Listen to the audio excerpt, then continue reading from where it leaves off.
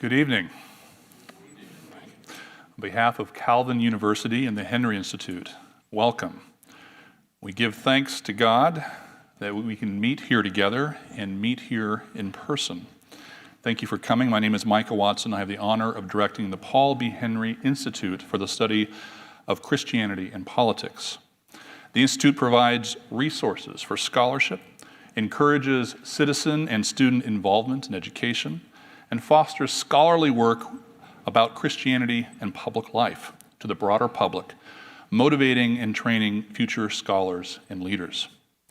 For over 25 years, the mission of the Henry Institute has been to promote serious reflection on the interplay between Christianity and public life. The mission of Calvin University is to equip students to think deeply, to act justly, and to live wholeheartedly as Christ's agents of renewal in the world. The Henry Institute is named after one of those agents of renewal, Paul Henry. This year marks the 30th anniversary of Paul's passing. He was a professor at Calvin in the 1970s and then went on to serve in the Michigan State Legislature and eventually represent Grand Rapids in Congress from 1984 to 1993 when he passed away at the age of 51. He had a way about him that was principled and convictional, but winsome and inviting. A combination, I would suggest, is too rare today. I found this statement of Paul's from some archival Calvin PR material from the 1970s. I teach my students that the cause of God is still the greatest movement in history. The Word of God is still the most relevant book in the library, and that submission to God is still the most radical act of human freedom. I want to recognize Karen Henry Stokes.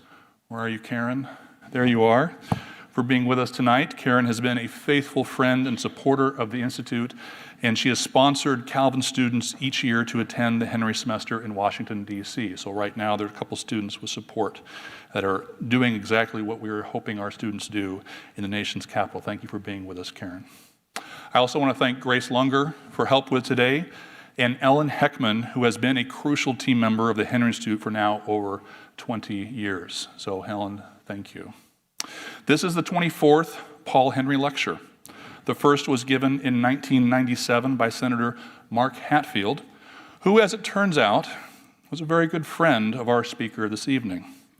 I am not going to say much more about our speaker this evening because I could go on for some time, except to say that I'm grateful to God that he has been able to come home to Calvin University. I am, however, going to introduce someone who will say more about tonight's speaker. Calvin, as you know, has a historic philosophy department and tradition. Is characterized by the notion that philosophy is not just a subject to be learned, but a way of life. And as our speaker taught philosophy here for a number of years before taking another position, it is perhaps appropriate that a current philosophy student introduce our speaker this evening. That current philosophy student is Peter Mouw. Peter is a senior here at Calvin who will graduate this spring with a double major in history and philosophy and a minor in Dutch. Would you join me in welcoming Peter Mouw?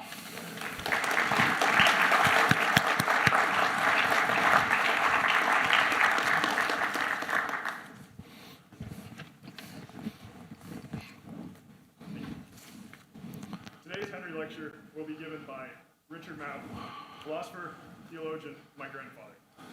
He received his BA in English from Houghton College, studied for several years at Western Seminary, received his MA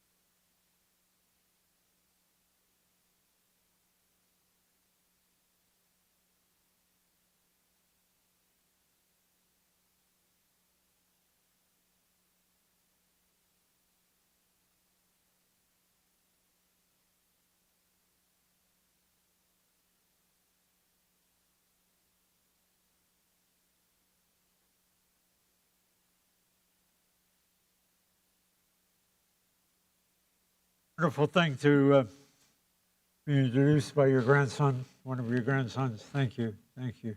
Love you. Micah said that talked about me being here as coming home, and I want to say it is coming home. I left here in '85, went on to be the president of one of the largest theological schools in the world. But this community is my spiritual and intellectual home, and I draw strength from, and continue to draw strength from what has happened here in the past, what this place stands for. And I'm just delighted to be back. I'm honored to be here tonight, and I'm honored to give the Henry Lecture, having been a good friend of Paul Henry and helped to recruit him to Fuller Seminary. To Calvin. Actually, Paul grew up at Fuller Seminary as a kid. His father was one of the founding faculty members. But I'm really honored to be here tonight to give the Paul Henry Lecture. Power corrupts, and absolute power corrupts absolutely. I've often heard that line attributed to Lord Acton, which is used to express misgivings about the use of political power. When it's Christians who have cited it, which frequently occurs, I've wanted to ask them about their theology. If we truly believe that that power as such corrupts absolutely, and God is omnipotent, which is to say God possesses absolute power, then aren't we implying that God is absolutely corrupt? I've come to realize, however, that we can avoid that theological quandary simply by quoting Lord Acton correctly. What he actually wrote in an 1887 letter to Mandel Creighton, the Anglican Bishop of London, is that, quote, power tends to corrupt, and absolute power corrupts absolutely. And then he immediately makes it clear that it's human beings that he has in mind. Great men, he continued, are almost always bad men, even when they exercise influence and not authority, but still more when you superadd the tendency or the certainty of corruption by authority. That combination is even worse. When understood in that context, then Lord Acton's observation is completely unobjectionable, certainly from a Calvinist perspective, that the human possession of power over others brings with it serious sinful temptations is confirmed by many historic examples. Of course, none of that should compel us to be suspicious of the human use of power as such. The fact is, from a biblical perspective, power is not a neutral term. As Richard Foster made clear in his study of the subject, there are two kinds of power at work in the world. Power can destroy or create, Foster observes. He says, destructive power destroys relationships. It destroys trust. It destroys dialogue. It destroys integrity. But creative power, on the other hand, he says, gives life and joy and peace. It is freedom, not only, and not bondage, life, not death, transformation, and not coercion. In a similar vein, Andy Crouch has recently devoted a whole book to the idea of power as a gift that can be used by Christians to promote human flourishing. The proper use of political power was a topic that was very much on Paul Henry's mind during the 1970s, in a time when he was transitioning from his academic role into full-time elective politics. In 1974, he addressed the topic in his book, Politics for Evangelicals. In the next couple of years, he also wrote two important essays on the subject. Paul Henry's reason for paying attention to the topic of political power can strike us as ironic in our present-day context. he was urging evangelicals to get involved in the give and take of power politics. And that hardly seems necessary today, as evangelicals have gained a reputation for having aggressively politicized their faith. Some of us have to confess that there are even moments these days when we wish that we could somehow get evangelicals out of politics. But we know that would not be the right solution. The better way is to pay attention to what Paul and others had in mind when they called for active evangelical political engagement. The evangelical community of a half century ago had the reputation of being apolitical. Sometimes it's hard to remember those days. Apolitical, fostering a private faith with a strong emphasis on evangelism and personal spiritual growth.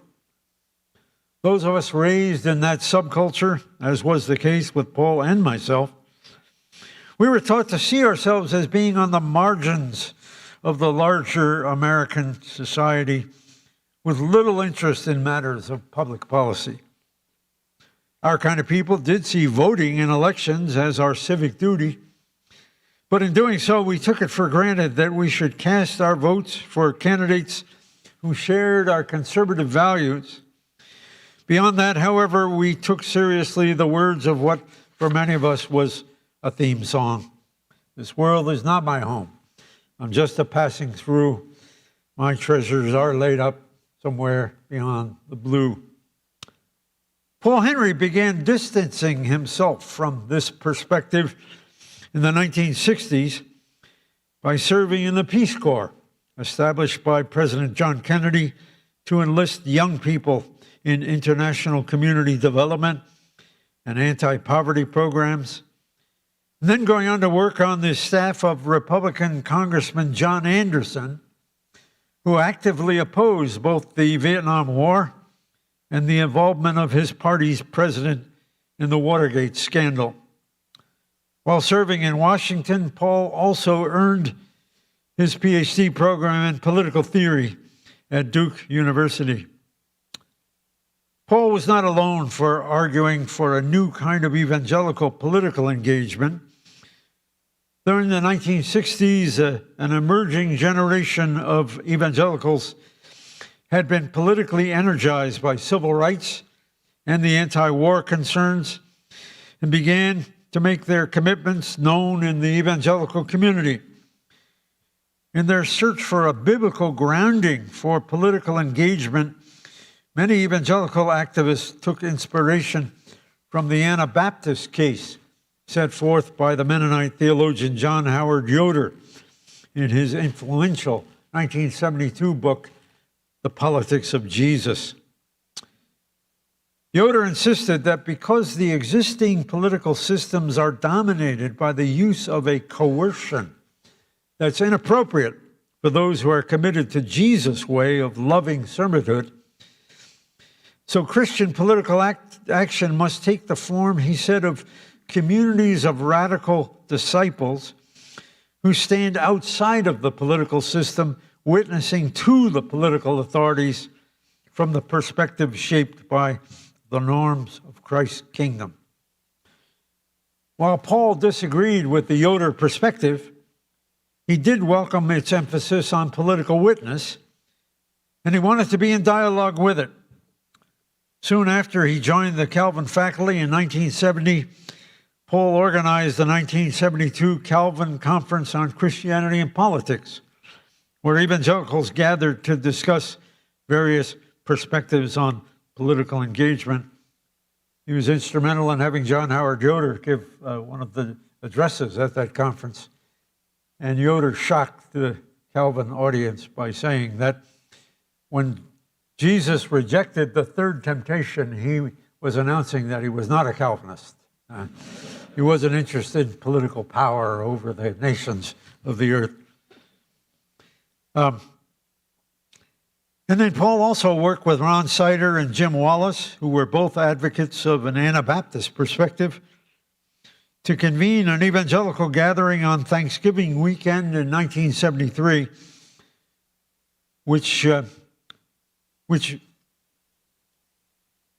brought together 40 evangelical participants and resulted in the issuing of the Chicago Declaration of Evangelical Social Concern, a document which repented of the past neglect by evangelicals of the issues of racism, poverty, militarism, and gender inequality.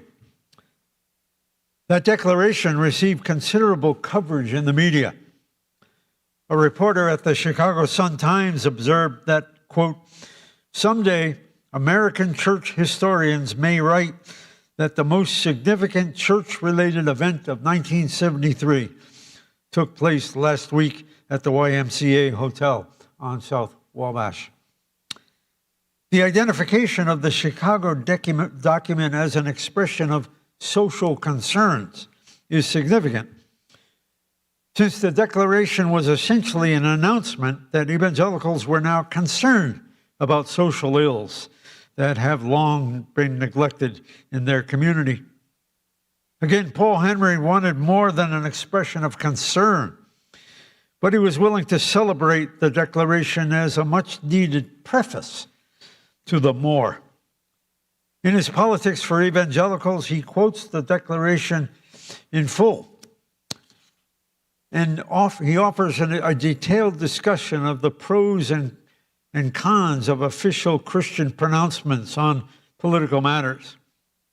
While much of what he says is critical of what he called the procedural weaknesses and political ineffectiveness of such edicts, he does allow that these statements he says, they can serve a prophetic function as protestations of conscience from within the Christian community against the failure of the church to show true discipleship in the social and political spheres. And he lifts up the declaration as a model of the kind of protestation of conscience that can serve a good purpose.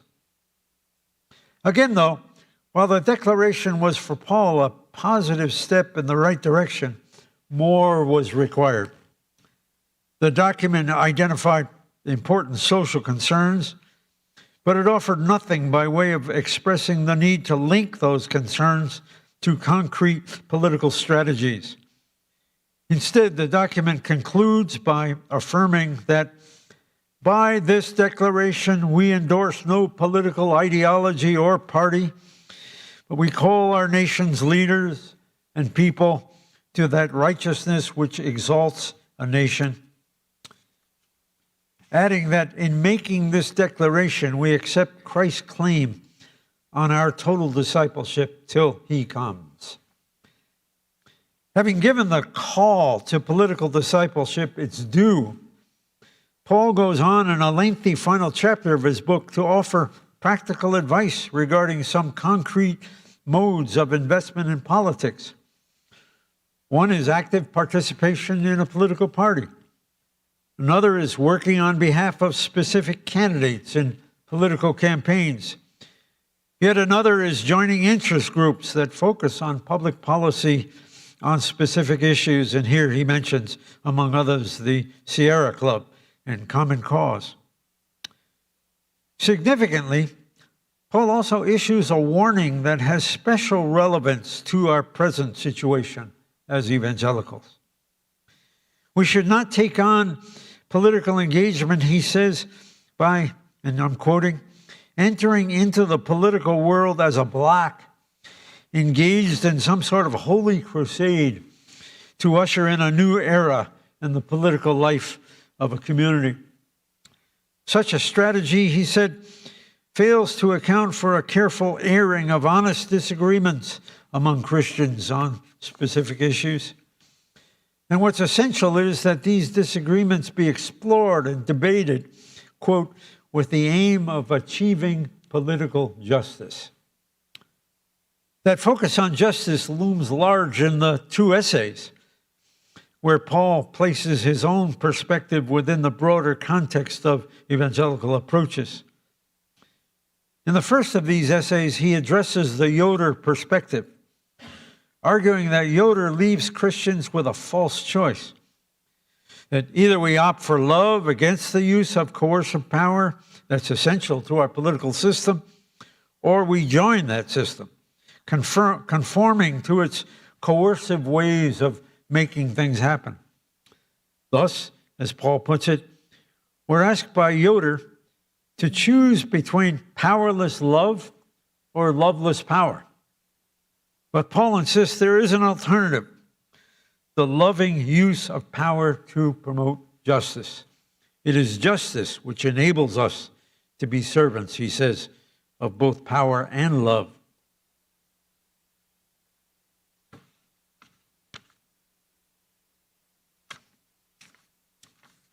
Paul brought these thoughts with him to Calvin College, to the faculty here, and he clarified and expanded upon them here in a Reform context that welcomes the kinds of theoretical ideas and Christian sensitivities that he understood as foundational to the political calling. This university has chosen to celebrate Paul's contributions both in his scholarship and his practical political service by establishing in his name an institute for the study of Christianity and politics. In doing this, the Calvin community is acknowledging that sustained explorations of faith is a very Reformed thing to do. Indeed, it is something that needs to be encouraged because the Calvinist tradition has the resources for addressing key issues in political thought and practice in profound ways. Well, lest what I've just observed be taken as a bit of in-group boasting about the merits of Calvinism, I'll elaborate on my claim by drawing on the insights of a Jewish political theorist, the late Sheldon Wolin, who during his distinguished career was professor of politics at Princeton University. In his insightful book, Politics and Vision, Wolin portrays John Calvin as unique among the 16th century reformers in seeing social political life as exhibiting a benevolent order established by God for the good of human life.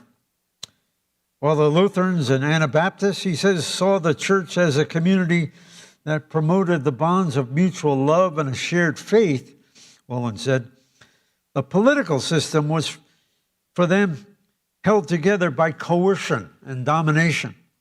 They viewed politics, in Wolin's words, as a dark, disordered mass trembling on the brink of anarchy and seemingly outside the beneficent order of God. Wolin sees Calvin as challenging this perspective, taking a much more positive view of political life than did Luther and the Anabaptists. Calvin insisted that there is a kind of virtue attainable only in the political order. The political arena is a unique setting for teaching us lessons that cannot be acquired elsewhere. Wolin quotes Calvin giving us a delightful image in this regard. It is an important task of government, the Reformer said, to shape our manners in accordance with civil justice. I must confess that when I first came upon Sheldon Wolin's account of Calvin's positive view of political life, it caught me by surprise. I had long been aware of the Reformers' insistence that Christians can and should accomplish God-honoring things by engaging in political activity. On many occasions, I had enjoyed shocking my students by quoting Calvin's declaration depicting the office of the civil magistrate as not only sacred and lawful, but the most sacred and by far the most honorable of all stations in life. All of that had to do, though, with Calvin's urging Christians to view political engagement as the means by which we can accomplish good things in serving the larger human community. But that was not what Wolin was affirming in Calvin's political perspective. Wolin was saying that in Calvin's way of seeing things, our active political engagement can accomplish political things in us. Calvin observes that political participation can cultivate virtues in us that cannot be attained elsewhere. And what I have described as Calvin's delightful image, it's a benefit of the use of political power that working for justice can shape our manners. Again, to put it simply, Wolin was telling us that for Calvin, it isn't just that our being in politics can bring about some good things in our service to others, which is certainly the case, but it can also contribute in unique ways in our own spiritual and moral formation. In my own studies of political thought and action in recent years, I've become increasingly convinced of the need for developing resources for what I think of as a spirituality of political engagement.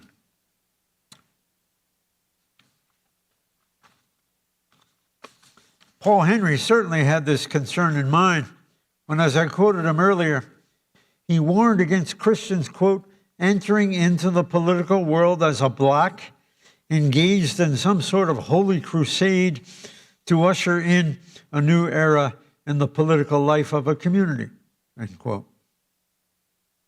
In my own writing and speaking about convicted civility, I got that phrase from Martin Marty in a little book that he wrote. He said, a lot of Christians these days have a lot of conviction, but not much civility, and a lot of people who are civil don't have many convictions, and what we really need is convicted civility.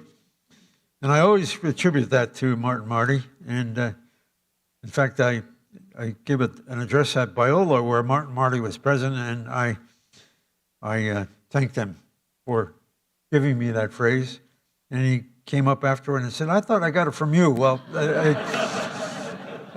it did come from him. And in my own writing and speaking about convicted civility during the past couple of decades, the need for a moral, spiritual formation for public life has loomed large for me. And I've been helped in this by Aristotle's views about how we come to develop the capacity for what Aristotle refers to as civic friendship. Our earliest experiences of social bonding happen, Aristotle observed, within the family, mommy and daddy, brothers and sisters, as we are nurtured as infants and by our close family members. Then as we grow a little older, we begin to make friends with people who are not our kinfolk. Those relationships are sustained by common interests. Eventually, however, for Aristotle, we need to extend those lessons in bonding to the public square, where we encounter people whom we may not know individually, persons of different ethnicities, ideologies, classes, and lifestyles, but with whom we sense the bonds of citizenship simply on the basis of our shared humanity.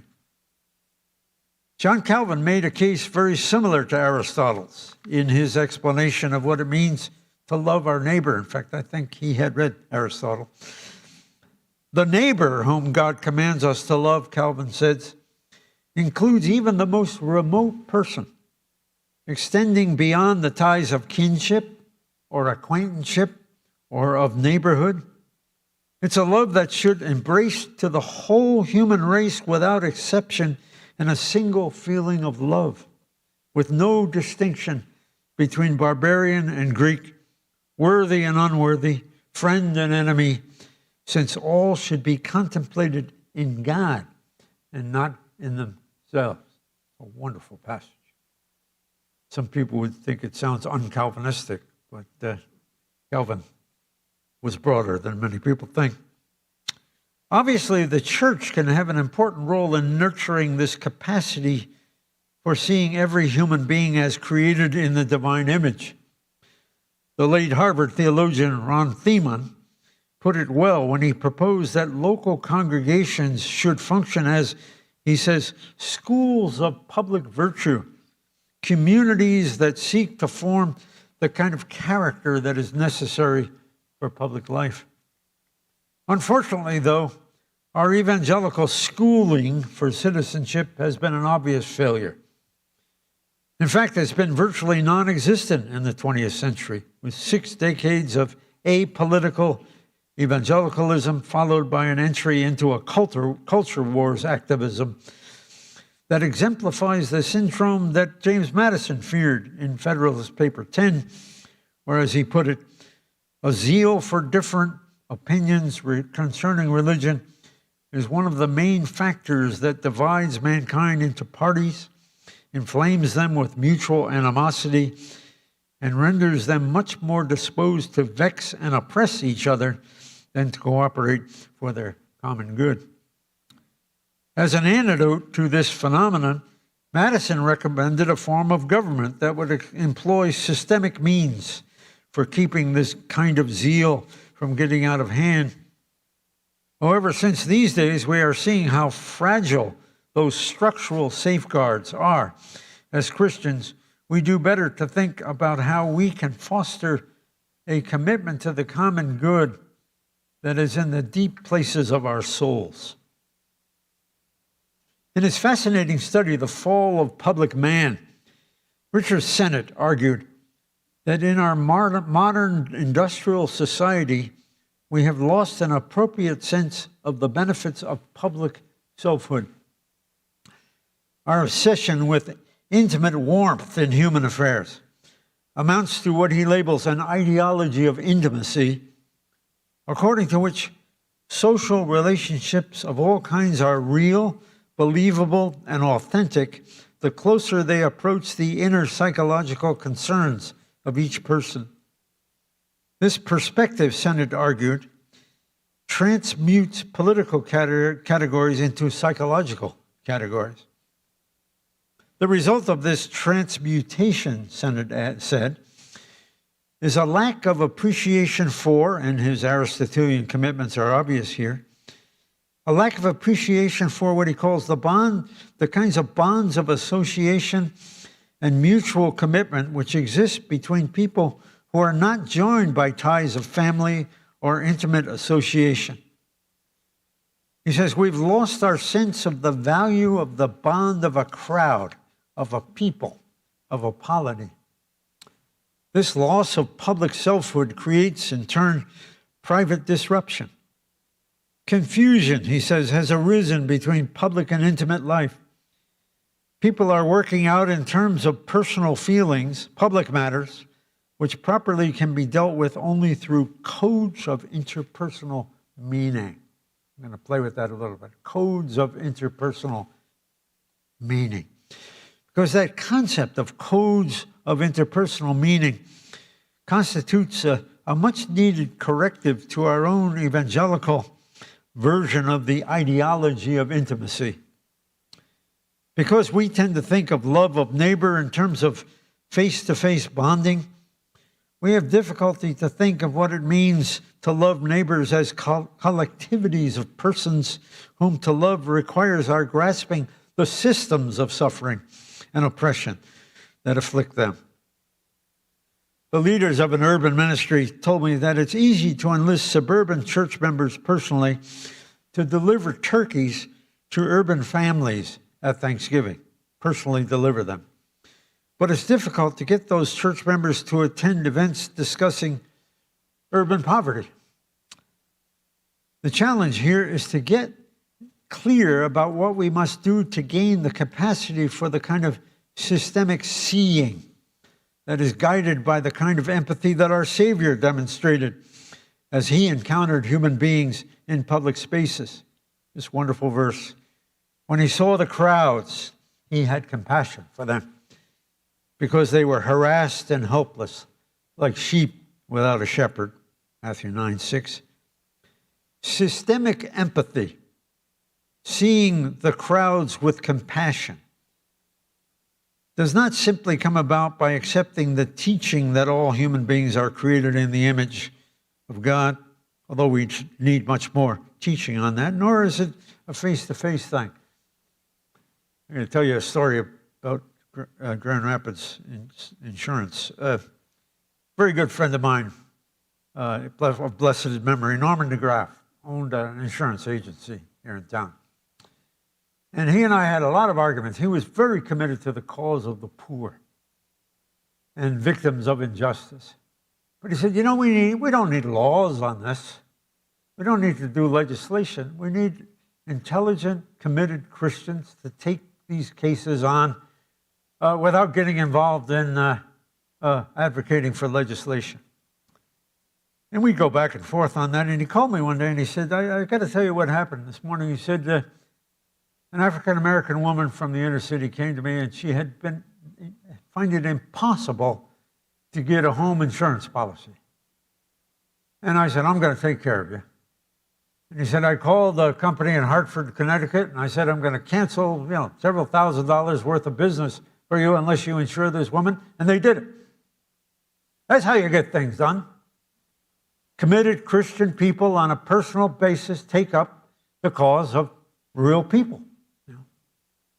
Well, unbeknownst to Norm DeGraff, that African-American woman stood in her Black Pentecostal church that Sunday and talked about a wonderful insurance man named Norman DeGraff who had gotten her a home insurance policy that she hadn't been able to get in any other way. And Monday morning, somebody else from that church showed up at Norm DeGraff's office. There was another on Tuesday. There was another on Wednesday. And when Thursday, he did the same thing, calling the insurance company in Hartford, Connecticut. They said, we're losing money on you. Don't bother with us anymore. And then Norm called me and he said, okay. He said, would you join me in a conversation with Paul Henry about legislation on this? And Paul educated him and me on redlining. And he found a list of members of Congress and the Michigan Senate that he wanted us to call to lobby them to take up the kind of legislation that Paul was committed to, redlining legislation. Internalizing the necessary codes of interpersonal meaning has to come to us in a process of formation. And here's where we must take seriously John Calvin's insistence that in political engagement, in the actual give and take of politics, we are able to learn moral and spiritual lessons that are not accessible to us elsewhere. When I first began exploring the idea of civility, I was helped by the writings on the subject by John Murray Cudahy, particularly in his book, The Ordeal of Civility. Cudahy was not being hyperbolic in his use of the ordeal image. Maintaining a civil spirit in our pluralistic culture is indeed a challenge. We need to show a positive spirit toward people with whom we seriously disagree. Yet Cudahy, a Catholic believer, clearly understands that we cannot in any way give in to the requirement that we set aside our sense of our sacred particularity as believers. He quotes approvingly Rabbi Arthur Hertzberg's observation that, quote, the American experience has asked something previously unknown and almost unthinkable of the religions, namely, that each sect is to remain the one true and revealed faith for itself and in private, but each must behave in the public arena as if its truth were as tentative as an aesthetic opinion or a scientific theory.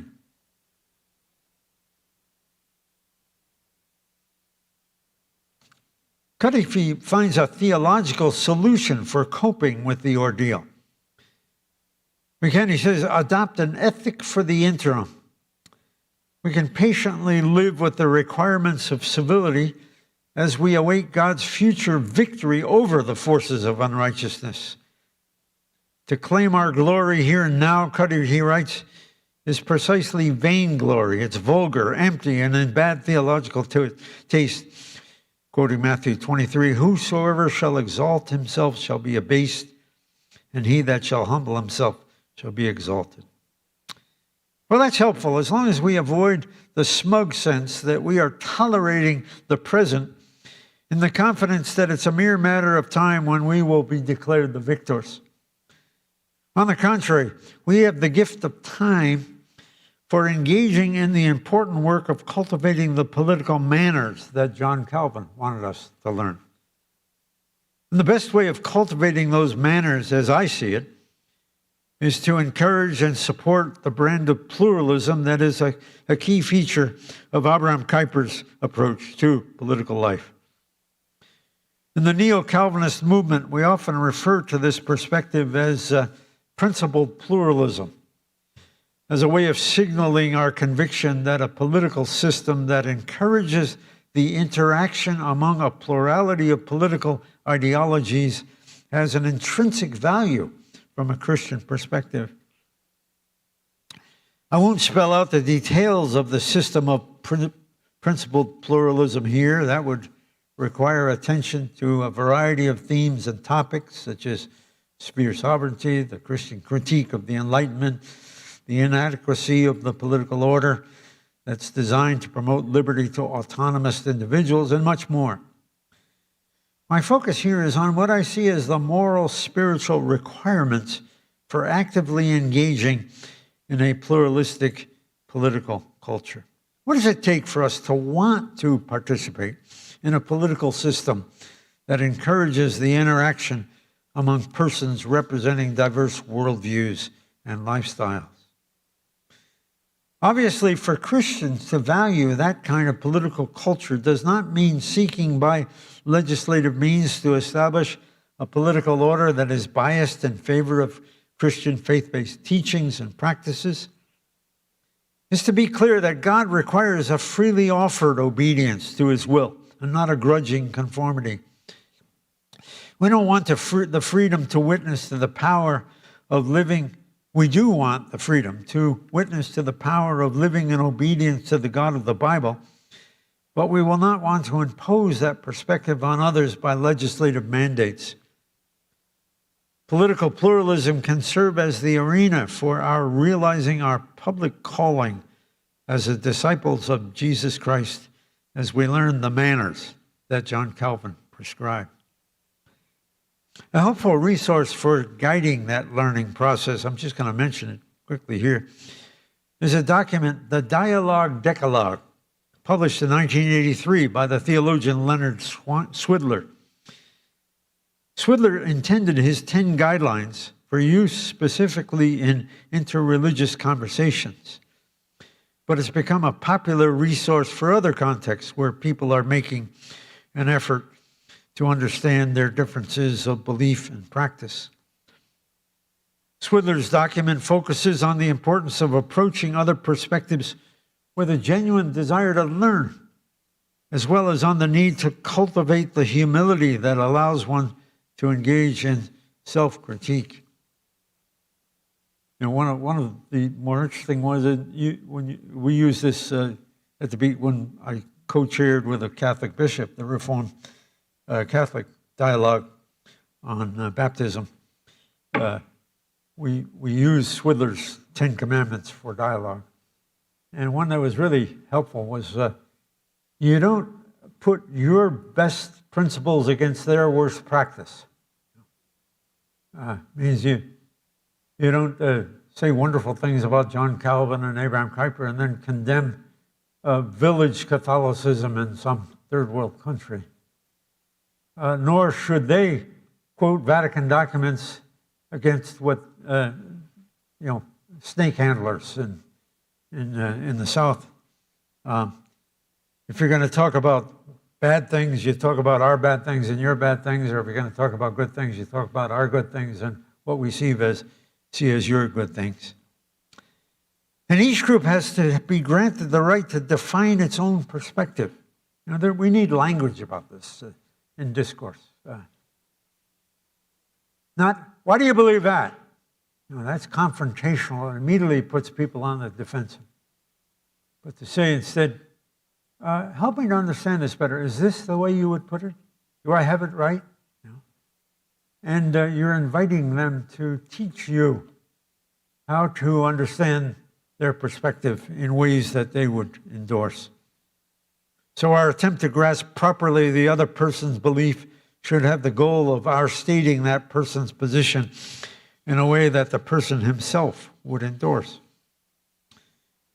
In Nathaniel Hawthorne's novel, The Marble Fawn, Miriam, who struggles with much guilt is hoping for empathy from her friend Hilda, whom Miriam admires as a model of purity.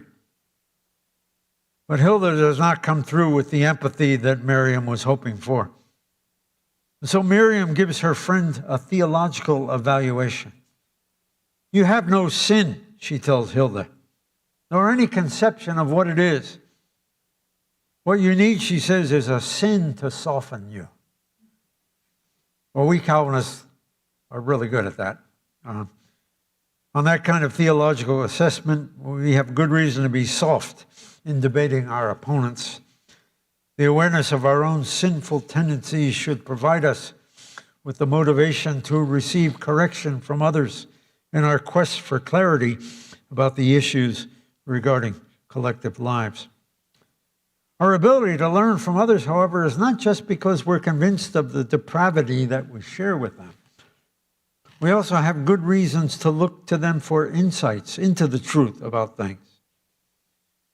Kuyper offers encouragement to us in his application of the theology of common grace to issues of political life.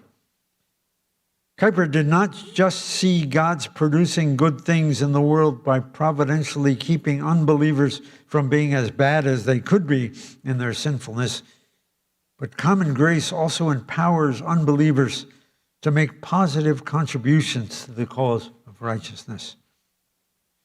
We see the non-salvific working of God's favor, said Kuyper. It's grace, but it's not saving grace, but it is a grace.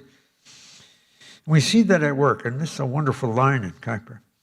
Wherever civic virtue, a sense of domesticity, natural love, the practice of human virtue, the improvement of public conscience, integrity, mutual loyalty among people, and a feeling for piety, wherever those things leaven life. Now, Kuyper likely came up with that list of positive traits from his own experiences in the Dutch Parliament, where he probably saw much civic virtue and public conscience at work in his non-Christian colleagues. He was even more willing to get more specific on this. He did not want it said of him and his followers, he observed, that they failed to, and this is an interesting observation about the political parties that he worked with in opposition in the Dutch Parliament. We don't want it said of us that we fail to appreciate our conservatives' historical bent, that we've neglected to honor our liberals' love of liberty, that we've overlooked the radical sense of justice, and counted as nothing the noble socialist compassion with so much indescribable misery. We therefore do not cast any slur on our opponents personally, nor do we stigmatize the conscious motive that drives and stimulates them. It would be an interesting assignment for evangelicals today to come up with a comparable list of the positive qualities of the people with whom we disagree in our political opponents, our political engagements. Paul Henry spoke to evangelicals at a time when they had, as Paul put it, shunned politics as a dirty, worldly, and humanistic endeavor alien to the concerns of the gospel. These days, evangelicals have earned the reputation of acting like we are quite at home in pursuing a dirty and worldly brand of politics. If we are to commit ourselves now to the proper use of political power, it will require some remedial work on our part in cultivating the manners prescribed by John Calvin. I've attended here to some ways in which we can make this effort in our specifically political engagements. But there is a broader assignment. The Calvinist political theorist David Koyzis reports that when an interviewer once asked his friend and mine, Gideon Strauss, to explain what Gideon means by justice, Gideon gave this reply. In the biggest sense, justice is when all of God's creatures receive what is due them and contribute out of their uniqueness to our common existence. We're called to do justice in every sphere of our lives. How I love and educate my daughters, how I collaborate with my colleagues, how I interact with neighbors. Public justice is the political aspect, the work of citizens and political office bearers shaping a public life for the common good. Social justice is the civil society counterpart, non-political organizations that promote justice. Gideon Strauss was right in pointing us to the urgency of seeking justice in the broader regions of civil society, beyond the sphere of electoral politics as such. But engaging in that broader task of seeking justice, that can also reap benefits for our efforts in the important work of political engagement. In order for our involvement in politics to be taken as good faith activity, we must gain the trust of our fellow citizens who right now do not think well of evangelicals in politics. This means demonstrating our commitment to human flourishing, to shalom, in other spheres of human interaction, the education of children, the arts, business practices, civic organizations, the world of entertainment, standing in line at the Department of Motor Vehicles. It's the big challenge for me.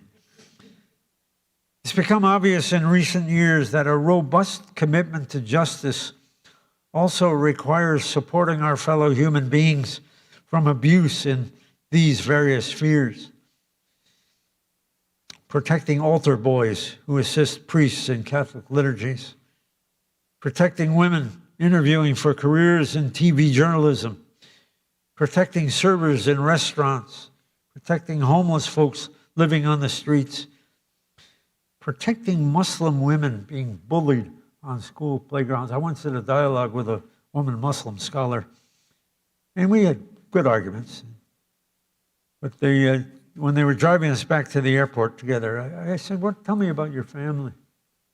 He said, I've got 3 school kids. And she said, every day I pray that God will protect them from bullying on the playground, which they experience all the time. And it was an interesting thing that during, right after 9/11, a group of Catholic nuns in Southern California walked Muslim kids home from school. That's seeking justice in ways that gain a kind of credibility for other areas of engagement. All of these deserve to receive what is due to them as persons of created value. By demonstrating our commitment to the well-being of our fellow citizens in these other spheres of collective life, we may gain a new trust in our efforts in specifically political arenas to seek justice by means of a God-honoring use of political power. Thank you.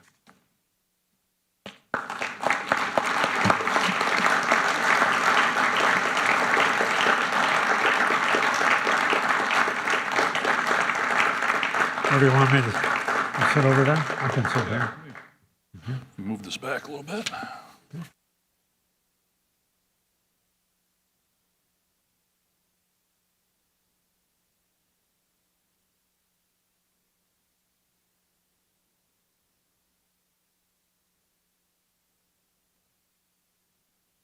Minutes to chat, and then, if we just had a pretty meaty meal, so maybe a couple questions for a dessert for up here, and then we'll have dessert for here outside.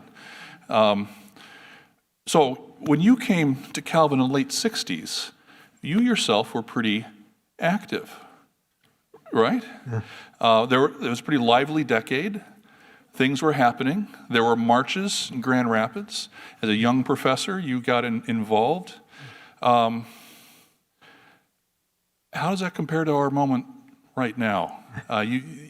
55 years ago, you came to this campus and began teaching. You're still engaged, you're still active, you're still teaching. How would you compare that moment in our country's history? It felt tense. Are we going to tear each other apart? And we feel that a little bit, or a lot, in the last few years. Yeah. Well, let me just tell you a Fuller story on that. When I was inaugurated as president of Fuller, I was told that Bishop Ting, the head of the Three Self Churches, in China wanted to come to my inauguration, but he needed an invitation to do something. And so I invited him to give remarks from the global church, just 3-4 minutes. And I mean, it just hit the fan. I was lobbied from all over the world, Hong Kong, Taiwan, New Zealand,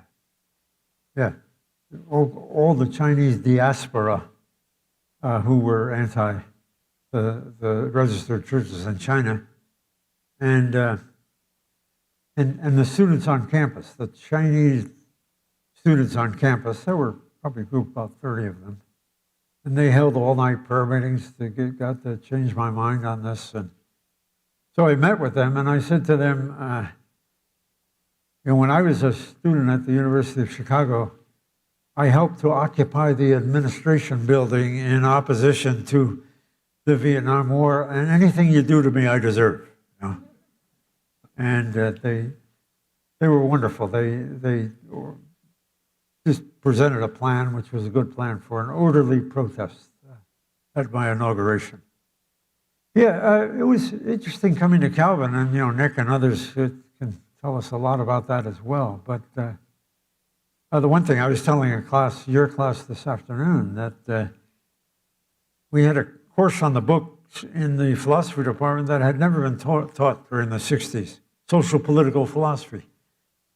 So I taught it, and we had, it was a huge class. I mean, it was a kind of a big thing. People were eager to study political philosophy and from a Christian perspective.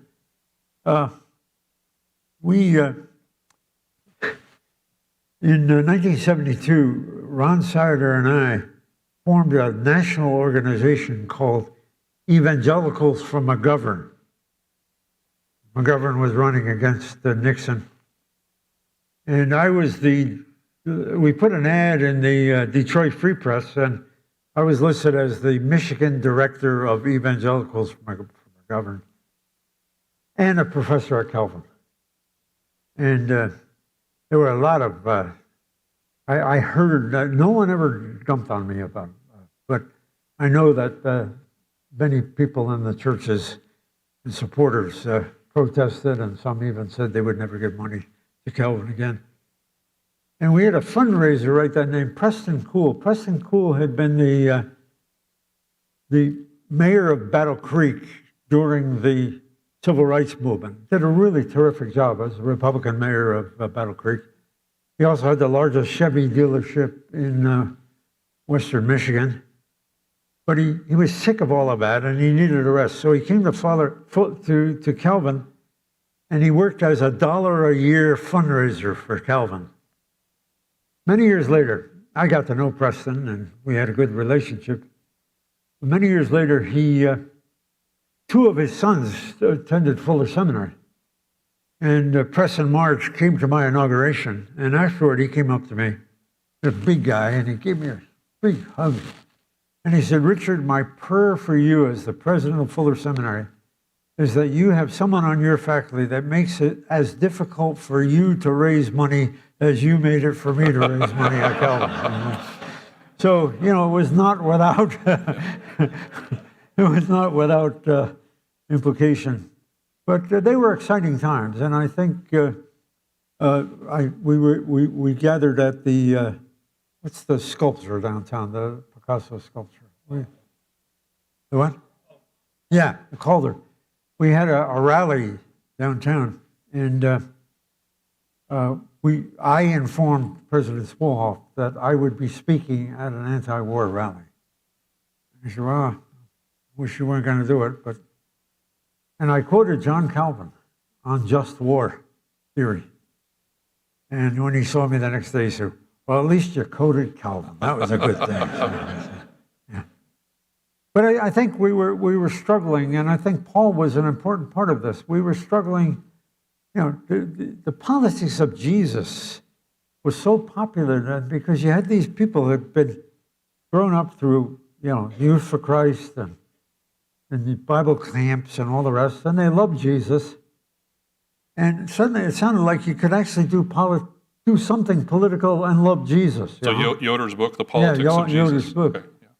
And Paul really wanted to get into the nitty-gritty and some of the hard and rough stuff of electoral politics. And that was a little harder, but I think we were working at, George Marsden and Nick and there were a number of us who were doing that kind of thing, and Paul was a very important voice in all of that. Well, that raises a great segue to my next question, which I didn't give you, so you did. That's good. In this room, I expect we'll have some folks that have no problem belonging to the party of the current president, and there are probably some folks in here who have no problem belonging to the party of the former president. Yet we're all here. There are a number of folks, though, in the last few years who've talked to me about, I don't feel like I can be in either party. I feel politically homeless. And Paul was an advocate for getting involved in a party. Karen can correct me on this. We talked at one point whether he would still think that today. Perhaps things have shifted. But if we had our Calvin students here, if you don't feel like either party can be home, how do you make concrete? You're talking about some concrete things that we could do as Christians to engage. How do we think about that with our parties as they are? Yeah, well, I do think that we need to find ways to get people to talk to each other. And I really mean this. My wife and I belong to a small group with 4 other couples, all of whom voted very differently than we have on these things, and we love each other. We have sometimes talked together, but not. We avoid those things. And I think one of the important things of this spirituality of political engagement and the Aristotle Calvin kind of thing, see people as they are in God. And my friends who voted differently than I did in the last couple of elections, how they voted doesn't define them. I mustn't just see them as, Trump voters, I'll just say that. They're human beings, and it's very important to find ways in which we could talk about that. Young Life has this wonderful teaching about how to get kids talking about serious issues. If you want to know what a 15-year-old girl believes about God, don't ask her, what do you believe about God? Ask her, what do your friends believe about God? Because if you ask her what she believes about God, you get a lot of, I'm like, I guess it's kind of like I think of God as kind of like, but she'll be fairly straightforward in telling what Caitlin believes about God or what Heather believes about God, and you're taking the pressure off her. She doesn't have to defend her own person, and she can be a kind of amateur psychologist, social psychologist. Well, I think it would be very important. Let's say if I were going to talk to a hardline Trump supporter in my church, I wouldn't say, well, why did you vote for him? But I'd say, and I think we need a vocabulary of a spirituality here. I would say, what do your friends see in Donald Trump that really attracts them? So you're asking her, you're not putting the pressure on her to defend her vote, and yet you're really going to get at the issues that way. And then even to do some of that, help me to understand that. Is this the way you would put it? And I think we've been very bad at that. And I think, Ron Thiemann of blessed memory was right that the local church can be a place of a workshop and character formation for public life, but we haven't done that. I think college, university campuses can have that kind of function, and maybe we ought to do more of just learning how to talk to each other, and holding up the models of the past, because there have been some wonderful, when Paul was around, Tip O'Neill was the leader of the Democratic, and Ronald Reagan was president, and they would attack each other in public life, and then Reagan would call Tip O'Neill and say, let's have lunch together, and they'd have a martini or two, and then they'd come up with a compromise, And there was something, not about the martinis, but there was something very, very healthy about that. Yeah. because today everything is done under the spotlight of public commentary, and we're not governing anymore. The minute you're elected, you're running for re-election for the next time around. And we need to find ways in which we can talk to each other in ways about governing, about policy, and getting beyond stereotyping each other. Yeah, there's been a proposal, perhaps, if you took the cameras out of some of the deliberations of Congress, we'd be a lot better off. I think also of Justice Ginsburg and her friendship with Justice Scalia. That's a marvelous, and there's a play on that, by the way, of Scalia had a lesbian radical activist clerk, and it's a wonderful play. I was invited by a local theater to comment on it. It was really good. Those are things that we need to be paying attention to. We need models of dialogue, and I think your mentor, Robbie George, and with, Cornell West. With what? Cornell West and with Robbie. Cornell West is a wonderful example of people who show how to talk to each other from more than moderate. Couldn't be more different. Yeah. So if you're unfamiliar with, they do a Cornell West and Robert George were colleagues at Princeton, and you can Google that and find that their conversation would illustrate some of what you're talking about tonight. Well, let me ask one last question, Rich, and that is, what do you see looking forward that gives you hope for the church and hope for our country? Yeah. What gives you hope?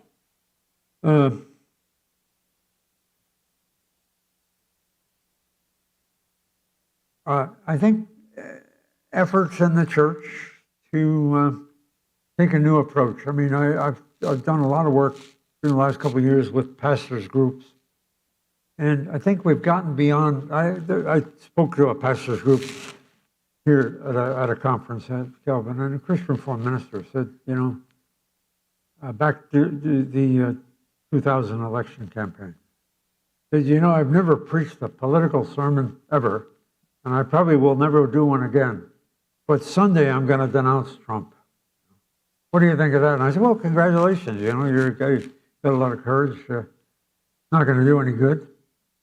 And I wouldn't be proud of the fact that I've never preached about politics before, and I never plan to again, because just speaking the truth as you see it is not the right thing. That sounds like something you do for your sense of your own integrity, but not as a helpful thing, people for your congregation.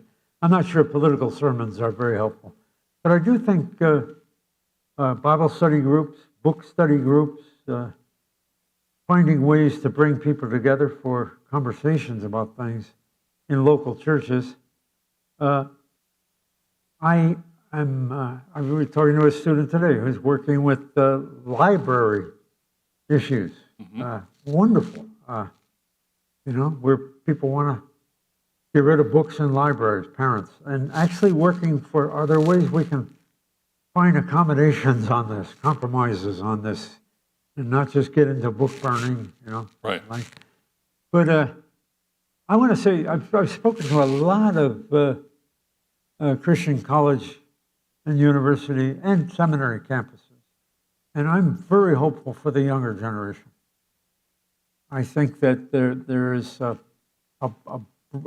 good broad middle on Christian college campuses, the CCCU campuses, that are showing a desire to bring about change, and they're wonderful. The conversations I had today with students here at Calvin, just so encouraged by that.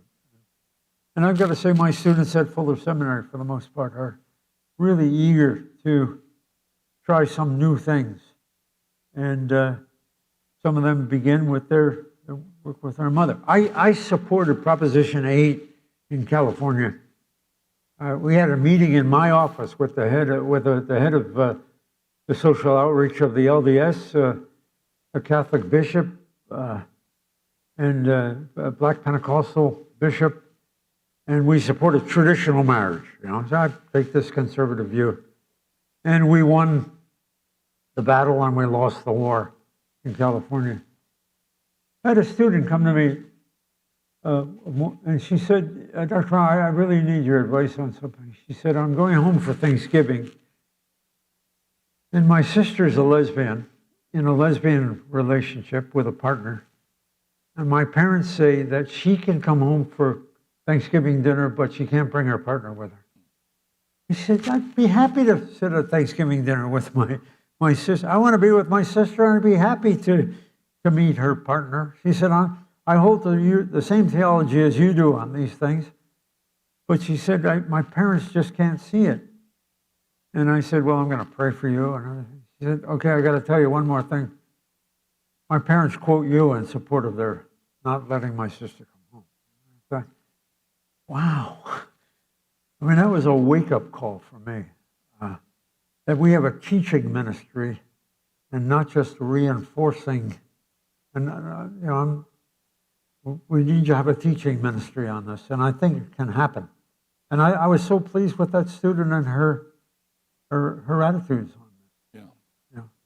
Well, as you know, those issues are not unknown on this very campus. I know. And last year, our previous president initiated a process where we brought in the Colossian Forum so that faculty and staff could be in those groups and have those hard conversations, which I think was hard, but was good for us to do.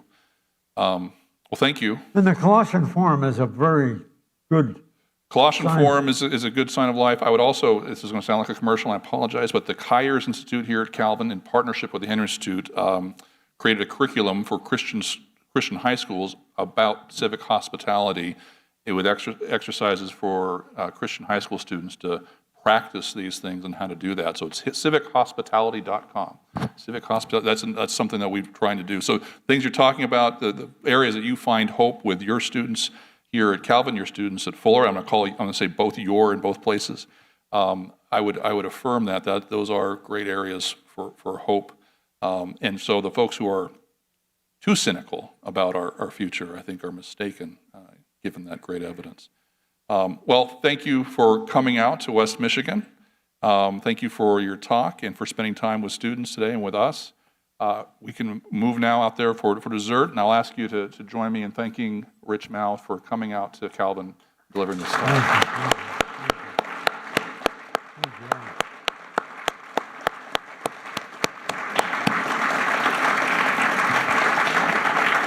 All right, we did it. I think I can do it.